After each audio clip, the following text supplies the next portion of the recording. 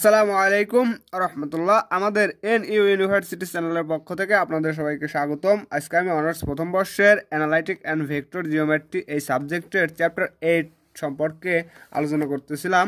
The straight line সরলরেখা এই chapter থেকে আমার অলরেডি একটা ভিডিও আপলোড হয়ে গেছে। এটা আজকে আমি 2 নম্বর লেকচার। যারা যারা আগের ভিডিওটা দেখে আসেন নাই, আমি এই ভিডিওর ডিসক্রিপশনে আগের ভিডিওর লিঙ্ক দিয়ে দেবো। চলুন শুরু করা যাক। আমি 16 আগের থেকে কিছু ইম্পর্টেন্ট ম্যাথ সলভ করে দিচ্ছি। আজকে 16 নম্বর থেকে শুরু করব।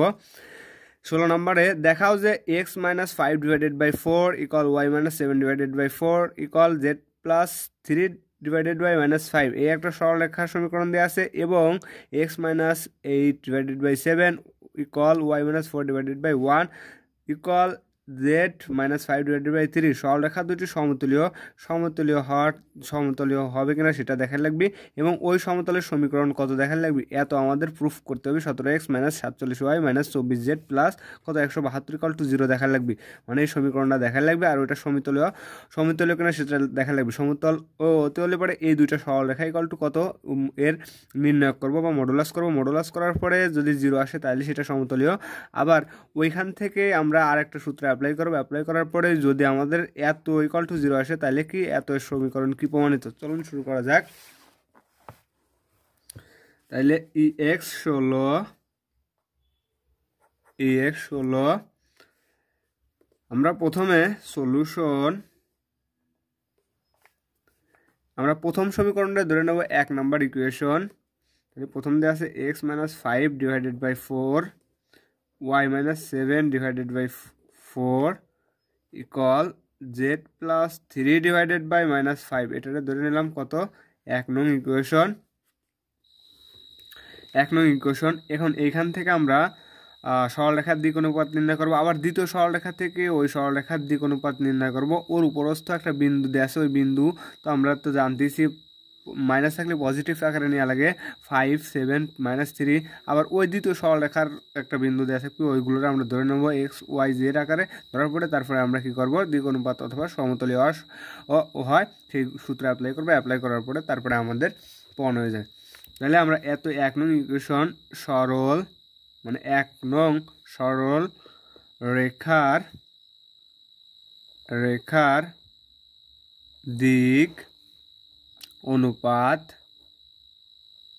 1 নং সরলরেখার দিক অনুপাতটা আমরা ধরে নিচ্ছি কত, আমরা ধরে নিচ্ছি A1 B1 C1। আমরা কিন্তু চ্যাপ্টার 6-এ এই সম্পর্কে কি অনেক বিস্তারিত শিখছি।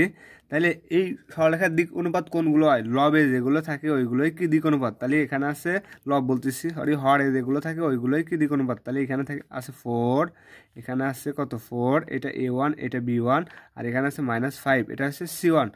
এবং সরলরেখার উপরস্থ একটা বিন্দু এবং সরল রেখার উপরস্থ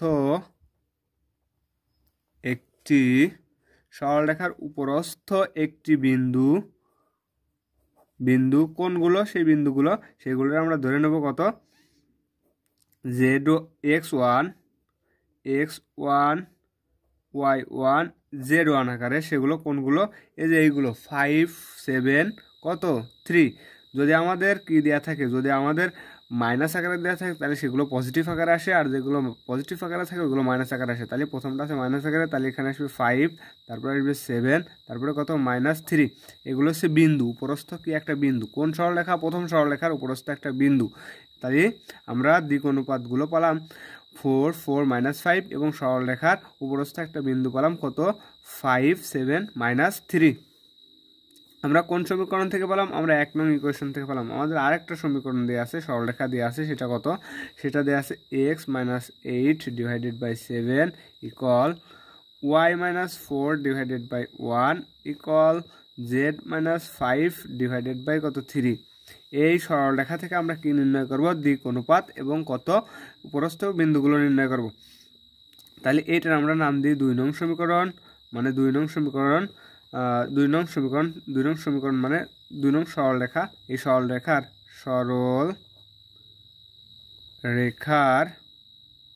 দিক অনুপাত, আমরা এই দ্বিতীয়টা যেহেতু এটা 2 নং বা দ্বিতীয় নম্বর সরলরেখা এগুলো ধরবো A1 B1 A2 B2 এটা A1 B1 C1 ছিল A2 B2 আর এগুলো হচ্ছে C2 A2 B2 C2 equal to কত 7 1 3 এবং সরল রেখার উপরস্থ একটি বিন্দু এবং সরলরেখার উপরস্থ একটা বিন্দু এই আগেরটা প্রথম সরলরেখাটা ধরছিলাম x1 y1 z1 এটারে ধরবো x2 বিন্দু x2 y2 z2 ইকুয়াল কত তাহলে আমরা মাইনাস থাকলে করে পজিটিভ নেব তার মানে 8 এখানে আছে 4 এখানে আছে কত 5 এটা হচ্ছে উপরস্থ কি একটা বিন্দু আর এটা হচ্ছে A1 B1 না A2 B2 C2 হচ্ছে এটা হচ্ছে উপরস্থ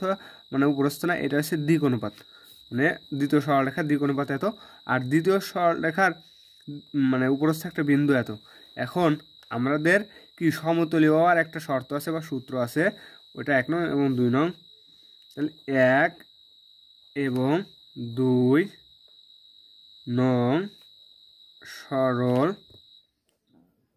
রেখা দুইটি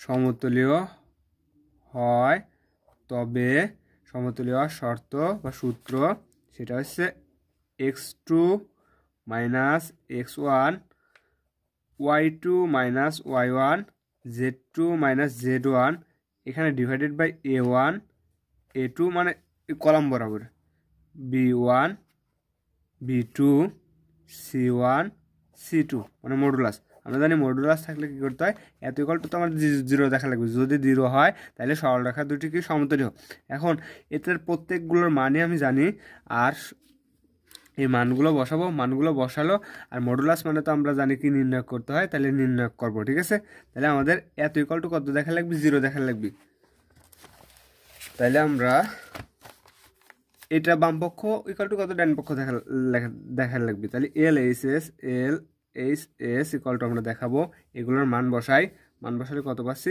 আমরা x2 পাইছি কত x2 8 আর x1 পাইছি কত x1 পাইছি 5 তাইলে আমরা লিখব 8 মাইনাস 5 আর এখানে y2 y1 4 y1 কত পাইছি y1 পাইছি 7 তাহলে আমরা মাইনাস 7 z2 পাইছি আমরা 5 মাইনাস কত z1 পাইছি আমরা কত মাইনাস 3 সেই মাইনাস আর এই মাইনাসে প্লাস 3 এখন a1 কত পাইছি a1 আমরা পাইছি 4 তাহলে 4 a2 কত পাইছি a2 পাইছি 7 তাহলে 7 আবার আমরা b1 পাইছি আমরা 4 আর b2 পাইছি কত আমরা b2 পাইছি 1 তাহলে 4 1 আবার c1 পাইছি আমরা -5 আর c2 পাইছি আমরা কত 3 তাহলে -5 আর 3 এখন আমাদের এটাকে কি করতে হবে নির্ণয় করতে হবে তাহলে যদি আমরা নির্ণয় করার আগে জাস্ট আমরা একটু যোগ বিয়োগ করে দেই 8 থেকে 5 বাদ দিলে 3 4 থেকে -7 বাদ দিলে আমরা পাবো -3 আবার 5 4 3 যোগ করলে পাবো আমরা কত 8 আর এগুলো যেমন আছে তেমন রাখি 4 7 4 1 -5 3 এখন নির্ণয় কেমন করে আমরা যদি 3 নিই তাহলে 3 নিলে পরে কলাম বাদ সারি বাদ এটার সাথে এটা গুণ 3 4 12 সূত্রের মাইনাস একের সাথে -5 গুণ করলে -5 মাইনাস আর সূত্রের মাইনাসে প্লাস কত 5 এখন যদি আমরা কত নিই এখন যদি আমরা নেগেটিভ আমরা কিন্তু নির্ণয় দুইভাবে করা যায় একবার প্লাস মাইনাস আকারও নেওয়া যায় অথবা প্লাস আকারও নেওয়া যায় আমরা প্রথমটা প্লাস নিছি দ্বিতীয়টা কি মাইনাস নিই তাহলে মাইনাস নিছি এই মাইনাস আর এখানে -3 নিলে পরে এই মাইনাস আর এই মাইনাসে কত আসে +3 এখন কলাম বাদ কি সারি বাদ কলাম বাদ সারি বাদ দিলে পরে আমরা কত পাচ্ছি, এটার সাথে এটার গুণ, মাইনাস নিলে পরে এটার সাথে এটার গুণ দেওয়া লাগে, এটার সাথে এটার গুণ দেওয়া লাগে। আর যদি প্লাস নিলাম তাহলে এটার সাথে এটার গুণ, এটার সাথে এটার গুণ দিতাম, এটার সাথে এটার গুণ, এটার সাথে এটার গুণ। তাহলে আমরা কত নিয়েছি, আমরা এখন সারি বাদ কলাম বাদ, তাহলে এইটার সাথে এটার গুণ, এটার সাথে এটার গুণ, যদি এটার সাথে এটার গুণ দিই 12 সূত্রের মাইনাস, আর এখানে 5 7 মাইনাস 35 আর সূত্রের মাইনাসে প্লাস কত 35।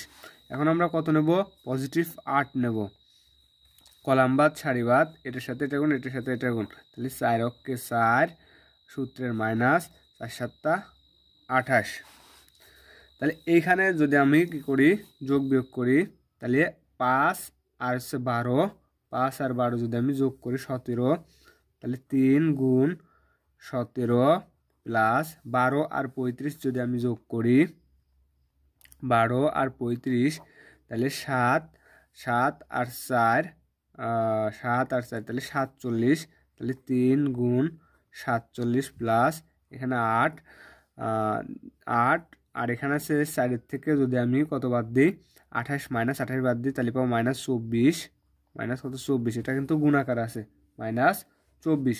এখন আমি কি করব, এখন জাস্ট আমি একটু গুণ করব, 3 7 21 আর 3 1 কত, 3 আর 2 কত 5, তাহলে 51 প্লাস এখানে 3 7 কত আসছে 21 আর 3 4 12 আর 2 14, তাহলে 141 প্লাস মাইনাসে মাইনাস 4 8 32, 4 8 32 হাতে 3 আর 2 16, 16 আর 3 কত 19, 100 কত থাকতেছে 92। তাহলে এখানে 100 এই দুইটা প্লাসে যোগ করে দিই, 1 আর 1 2, 4 আর 5 আসতেছে 9, আর 192 বিয়োগ 192 ইকুয়াল টু কত 0। তাহলে আমাদের বাম পক্ষ ইকুয়াল টু সমতুল্য শর্ত থেকে আমরা জানি বাম পক্ষ ইকুয়াল টু কত দেখা লাগবে, 0 দেখা লাগবে। তাহলে আমাদের 0 হয়ে গেছে, অতএব আর এইচ এস প্রমাণিত বা সমতুল্য শর্ত কি হয়ে গেলো, প্রমাণিত হলো। সুতরাং 1 এবং 2 সরল রেখা দুইটি একতলীয় বা কি প্রমাণ করতে হবে, সমতলীয়, এক কথায় সমতলীয়। ওকে, তাহলে এটা আমার একটা অ্যান্সার চলে গেল। আমাদের আরেকটা বলছিল যে ওই সরলরেখা দুইটাকে কি, ওই সরলরেখা দুইটার সমতলীয় সমীকরণ নির্ণয় করো। তাহলে আমরা সমতলের সমীকরণ নির্ণয় করব। 1 এবং 2 সরল রেখার 1 ও 2 সরল রেখার সমতলের সমীকরণ, সমতলের সমীকরণ 1 ও 2 সরল রেখার সমতলের সমীকরণ নির্ণয়ের সূত্র x minus x1 y minus y1 z minus কত z1, এখানে কত a1 a2 b1 b2 c1 c2, সূত্র একই, জাস্ট এইখানে যেহেতু আমাদের সমীকরণ নির্ণয় করতে হবে তাহলে চলক থাকতে হবে। এখানে ছিল, ওইখানে আমাদের সূত্র ছিল x2 minus x1 y2 minus y1 z2 minus z1, কিন্তু এখানে যেহেতু সমীকরণ নির্ণয় করতে হবে চলক তো থাকতে হবে। তাহলে x minus x1 y minus y1 z minus z1, তাহলে আমরা x y z রাখবো, আর x1 y1 z1 এর মান বসাবো, a1 b1 a2 a1 a2 b1 b2 c1 c2 এর মানগুলো খালি বসাই দেবো। তাহলে যদি আমরা বসাই মানগুলো, আমি এইখানে শুরু করি, যদি আমি মানগুলো বসাই তাহলে কত পাই, তাহলে আমরা এক্স তো কোনো মান নাই, তাহলে এক্স এমনই রাখা লাগবে। আমাদের x1 এর মান ছিল 5, y1 এর কোনো মান নাই, y1 তাহলে জায়গায় থাকবি, ওয়াইটা জায়গায় থাকবি, y1 এর মান ছিল 7, আবার z তো এমনই থাকবি প্লাস, আর z1 এর মান ছিল -3, আর এখানে সূত্রের মাইনাস, তাহলে কত +3। ওকে, এত ইকুয়াল টু কিন্তু 0, আমি ওইখানে 0 দিই নাই, কত এত ইকুয়াল টু 0, যেহেতু সমীকরণ নির্ণয় করতে হবে তাহলে 0 দিতে হবে, 0। আবার এখানে a1 ছিল 4, আর a2 ছিল 7, b1 ছিল 4, b2 ছিল 1, c1 ছিল -5, আর c2 ছিল কত 3। এখন এটারও আমাদের কি করতে হবে, এটারও আমাদেরকে নির্ণয় করতে হবে, যেহেতু নির্ণয় কাছে নির্ণয় করি। যখন আমরা কত নেব, x মাইনাস 5 নেব, আমরা কত নিলাম x মাইনাস 5, কলাম বাদ সারি বাদ, তাহলে এটার সাথে এটা গুণ, এটার সাথে এটা গুণ দিলে কত পাচ্ছি, 3 4 12, আর সূত্রের মাইনাস মাইনাসে প্লাস কত 5, প্লাস যখন আমরা কত নেব, যখন আমরা এখানে নেব ওয়াই মাইনাস 7, অথবা মাইনাসও নেওয়া যায়, সমস্যা নেই, আমরা মাইনাসই নিয়ে আগেরটার মতোই করে মাইনাস নেব। তখন আমরা কত নেব? ওয়াই মাইনাস 7 নেব। তখন আমাদের কি থাকতেছে? কলামবাদ ছাড়িবাদ। তখন এটার সাথে এটা গুণ, এটার সাথে এটা গুণ, তাহলে 3 4 12 প্লাস 5 7 কত? 5 7 আমাদের আসতেছে 35। এখন আমরা প্লাস নেব, প্লাস কত নেব? প্লাস জেড প্লাস 3 নিলাম, Z+3, কলামবাদ ছাড়িবাদ, এটার সাথে এটা গুণ, এটার সাথে এটা গুণ, 4 অক্ষে 4, সূত্রের মাইনাস 4 7 কত? 28, এত ইকুয়াল টু কত? 0। এখন আমাদের এটার সাথে এটা কি আকার আছে? গুণাকার আছে, গুণ করে দেবো। এটার সাথে এটা গুণাকার আছে, গুণ করে দেবো। এটার সাথে এটা গুণাকার আছে, গুণ করে দেবো। তাহলে x আর 12 গুণ করলে পরে 12x, প্লাস প্লাসে প্লাস 5x, প্লাস মাইনাসে মাইনাস, 5 12 60, প্লাস মাইনাসে মাইনাস, 5 5 25, বিয়োগ এখানেও গুণ আকার আছে, গুণ করে দেবো। ওয়াইয়ের সাথে এই দুইটার গুণ করব, তাহলে 12y, 35-এর সাথে গুণ করলে পরে প্লাস 35y, মাইনাস 7-এর সাথে যদি আমরা 12 গুণ দিই, 12 গুণ 7, তাহলে 7 2 14, 4, হাতে আমার কত? 1, 7 1 7 8 84, তাহলে 7 12 কত? 84, তাহলে মাইনাস কত? 84, প্লাস মাইনাসে মাইনাস 7 গুণ 35, তাহলে 35 গুণ 7, 5 7 35, 35-এর 5 হাতে 3, 3 4 21, 21 আর 3 24, তাহলে আমাদের এখানে আসতেছে 245। ওকে, তাহলে এটাও এমনই থাক, মানে ব্র্যাকেট দিয়ে দিলাম প্লাস। এখন এই দুইটা গুণ আছে, জেডের সাথে 4-এর গুণ করলে পরে 4z, প্লাস মাইনাসে মাইনাস, জেডের সাথে 28-এর গুণ দিলে পরে 28z, এখন প্লাস প্লাসে প্লাস, 3 4 12, এখন প্লাস মাইনাসে মাইনাস, 28-এর সাথে 3 গুণ দিলে পরে কত পাচ্ছি? 28 গুণ 3, তাহলে 3 8 24, 4 হাতে 2, 3 2 6 আর 2 8, ঠিক আছে? 6 আর 2 8, তাহলে এখানে পাবো 84। তাহলে এবার আমি যোগ বিয়োগ আকার আছে, যোগ বিয়োগ করে দিই। 12x আর 5x, তাহলে আমাদের আসছে 17x। এখানে 60 আর 25, যেহেতু মাইনাস মাইনাস আছে প্লাস করতে হবে, 5 আর 5, তাহলে মাইনাস মাইনাসে মাইনাসই হবে। যদি মাইনাস আসে 5, এখানে আসতেছে 6 আর 2 কত? 8 84, বিয়োগ 12y আর 35y, তাহলে এখানে আসতেছে 5 আর 2 7, 7 আর 1 আর 3 4, তাহলে 47y, আর এখানেও মাইনাস মাইনাসে প্লাস, তাহলে চিহ্ন মাইনাস, যেহেতু বড়টার আগে মাইনাস, 5 আর 4 আসতেছে কত? 9, 4 আর 8 12, 12 2, হাতে আমার কত? 1, তাহলে 8 আর 1 9, 900 কত? 29। আবার দেখে নি না, 3, তাহলে 1 আর 2 3, 900 না তো, 1 আর 2 3, ঠিক আছে? 300 কত? 29। তাহলে এখানে আমরা যোগ করি 4টা জেড থেকে, যদি আমি কয়টা জেড বাদ দিই? মাইনাস 28টা জেড বাদ দিই, এখানে মাইনাস 28টা জেড বাদ দিলে পারে, তাহলে আমি কয়টা জেড পাবো? এখানে তো 4টা জেড ছিল, বাদ দিলে পারে মাইনাস 24টা জেড, 24 জেড। আর এখানে আছে কত? 12 থেকে যদি আমরা 84 বাদ দিই, 84 বিয়োগ 12, তাহলে আসতেছে কত? 2 7 72, তাহলে বিয়োগ 72। ওকে, তাহলে এখন আমরা জাস্ট চলকগুলো একদিক করবো আর কনস্ট্যান্টগুলো একদিক করবো। তাহলে যদি চলকগুলো একদিক করি, এখানে আছে 17 কত? এক্স, মাইনাস 47y, মাইনাস 24 কত? জেড। আর এখানে আছে কত? এখানে আছে আমার 85, আর এখানে আছে 329, আর এখানে আছে কত? এখানে আমার থাকতেছে, ও এটা তো প্লাস ছিল, যেহেতু এখানে এর আগে মাইনাস ছিল, তাহলে এইটা মাইনাস আর এখানে প্লাস হয়ে যাবে। তাহলে এইটা আছে 300 কত? 29, আর 72 আর 85, যেহেতু মাইনাস মাইনাস আছে, এই দুইটা যোগ করে যদি আমি 329 থেকে বাদ দিই, তাহলে থাকবে কত? প্লাস 172, যেহেতু এটা বড় সংখ্যা, 172 ইকুয়াল টু কত? 0। এখানেও ইকুয়াল টু কত? 0। এখানেও ইকুয়াল টু কত? 0 দেখা লাগবে। আমাদের প্রমাণে বলছিল কত? প্রমাণে বলছিল 17x minus 47y minus 24z plus 172 equal to কত দেখা লাগবে? 0 দেখালে পরে আমাদের কি প্রমাণিত। তাহলে এটাই অ্যান্সার। দেখে অ্যান্সারটা, আমাদের অ্যান্সার বলছিল কত? 17x মানে 47y মানে 24z প্লাস কত 172 ইকুয়াল টু 0, অতএব আমাদের প্রমাণিত দুইটাই দেখানো হয়ে গেল, এটা ইকুয়াল টু 0, এটা ইকুয়াল টু 0। এখন ওইটা আর 17 নম্বরটা সেম টু সেম, 17 নম্বর করলাম না, যেহেতু অনেকগুলো ম্যাথ করা লাগবে। দুইটা একবারে সেম টু সেম, এখানেও দুইটা সরলরেখা দেওয়া আছে, ওখানেও দুইটা সরলরেখা দেওয়া ছিল, এখানেও সরলরেখা দুইটি সমতুল্য দেখা লাগবে ও ওই সরলরেখার সমীকরণ এত দেখা লাগবে, ওখানেও ওই সরলরেখাটা সমতুল্য দেখা লাগবে এবং ওই সমতলের কি সমীকরণ দেখা লাগবে, দুইটা সেম টু সেম। এখন আমরা কালকে থেকে ম্যাথ করব কত, কালকে থেকে আমরা ম্যাথ করব 26 আর 31 থেকে একটা করে দেবো, এই দুইটা মিলে আরেকটা ভিডিও তৈরি করবো। আজকে এই পর্যন্তই, আসসালামু আলাইকুম।